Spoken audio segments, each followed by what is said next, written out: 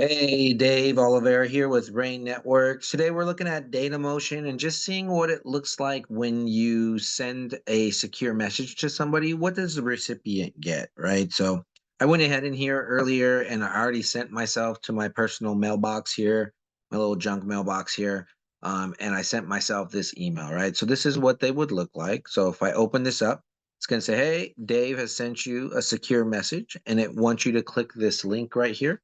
And when I do that, it's going to say, hey, it has a 1, 2, 3 right here. You just want to make sure to click this link, enter the email address, which is this was the email address I sent it to. So make sure that's the same.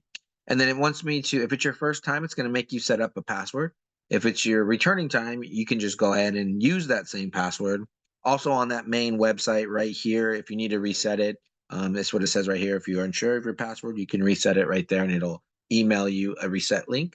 But this will go ahead and launch the web browser that we see over here. And when I come to inbox, it'll just go ahead and launch the message in there. I guess I got to log in here. Let's see if I can remember my old password, right?